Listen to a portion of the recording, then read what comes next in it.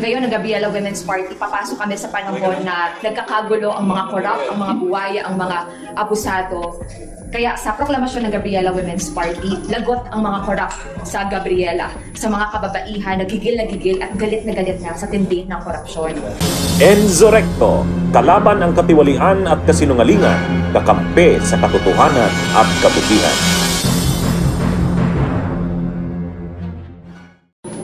Chair, before then, may we request the first nominee to stand up? Thank you very much, Commissioner. Thank you, Mr. Chairman. I have the honor to read the Certificate of Proclamation. National Board of Canvassers.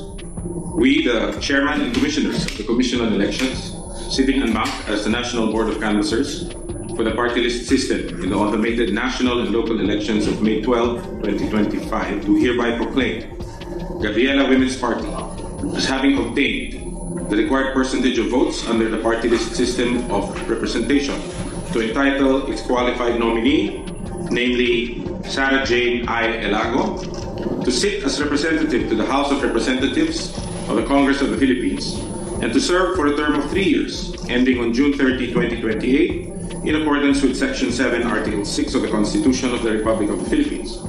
Given this 17th day of September 2025 in the city of Manila, Philippines, George Erwin M. Garcia, Chairman, signed. Amy P. Ferolino, Commissioner on official business. Ray E. Bulay, Commissioner, signed. Ernesto Ferdinand P. Maceda, Jr., Commissioner, signed. Nelson J. Celis, Commissioner, signed. Maria Norina S. Tangaro Casingal, Commissioner, signed. And Noli R. P. Commissioner, voted in favor as attested by the Chairman. Attested by Teopisto E. Elnas, Jr., Executive Director. May we request the family and friends of the party list nominee for a photo op, please.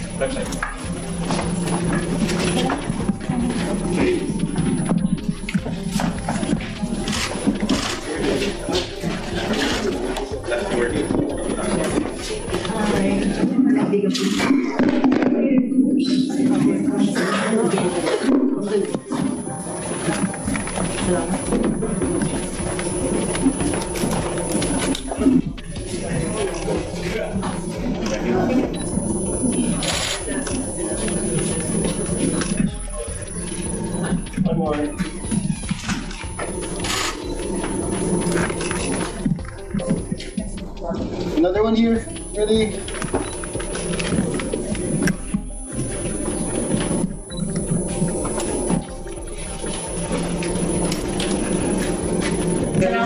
Salamat po. Salamat po.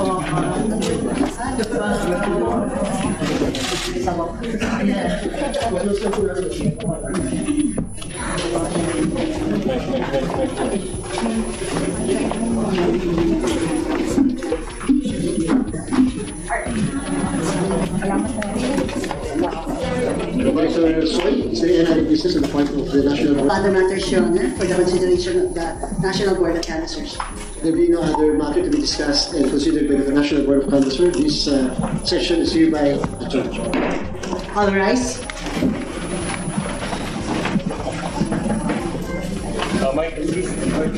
Ma'am, short statement ng following the proclamation. Present po, welcome back.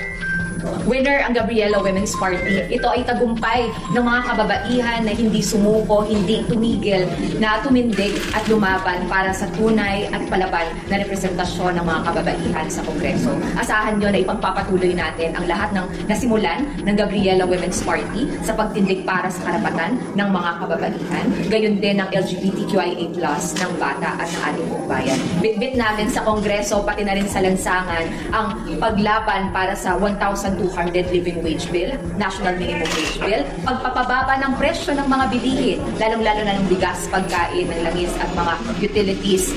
Bitbitin namin ang pagpapanalo, hopefully, ng long overdue na SOGI Equality Bill at ng divorce bill. Kasabay niyan, kasi Ngayon, ang Gabriela Women's Party, papasok kami sa panahon na nagkakagulo ang mga corrupt, ang mga buwaya, ang mga abusado.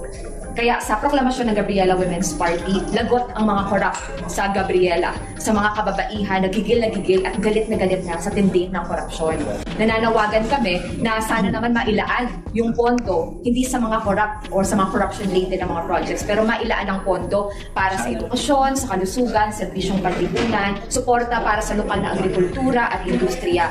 Yan ang panawagan ng mga kababaihan. Hinahamon din natin ang Pangulo, no, na i-abolish na ang lahat ng mga pork funds at itigil na yung sistema ng mga congressional insertions. Kasi yan talaga yung mga pinag-aawayan at talong-talo yung taong bayan. No? Kapag bilyon-bilyon, limpak-limpak na salapi, yung napupunta sa luho lamang o winawaldas ng mga corrupt. Samantalang sa araw-araw, ang mga kababaihan, hirap na hirap sa pagbabudget no, sa taas ng presyo ng bilihin, sa kakulangan ng trabaho, o kaya naman doon sa pagkababa no, ng sahod din na natatamasa ng ating mga kababayan. Kaya yan ho no, ang mga prioridad ng Gabriela. Ipagpapatuloy natin ang palaban at makabayan na boses ng kababaihan para sa babae, bata, LGBTQIA+ at bayan sa Kongreso. Yung proseso, ano yan?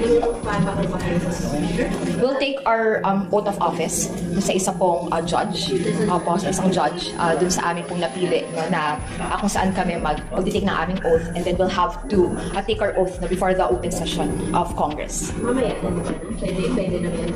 We're hoping na to have our oath no, without delay, because for Gabriela Women's Party, no, any delay is unacceptable, not even a day. No, kasi matagal nang handang-handa ang Gabriela Women's Party na i-file yung ating mga bills no, sa pagpapalakas ng anti-vowsy, bawal bastos, anti-rape laws, divorce bill, at iba pa na mga priority bills ng mga kababaihan. No, kaya ready na kami na mag-file ngayon ng mga bills at sana makapag-assume tayo agad ng office. Yes. Would you rather na manumpa sa iba kaysa kay... Yes. Yun po ang required eh. Yes. It's required eh. For us to assume. Before, yes. Okay, Speaker. Kaya sa tingin namin talagang sasapak agad yung Gabriela. Pero ano naman, we have 2 decades of history before us, no? Before me. No? Kaya matagal ng Gabriela na lumalaban sa korupsyon. At dapat naman, di ba, wag na natin palagpasin ngayon yung mga abuso at corrupt. Kaya isa din sa mga priority namin na lalahukan ang malalaking pagkilos ng taong bayan sa darating na September 21.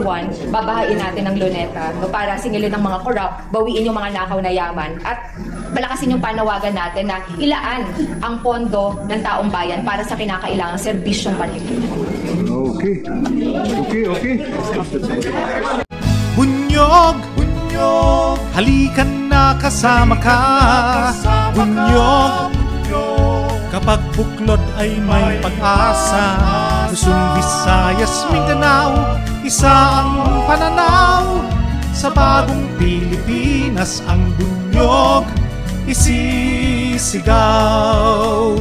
Bunyog, bunyog, bunyog.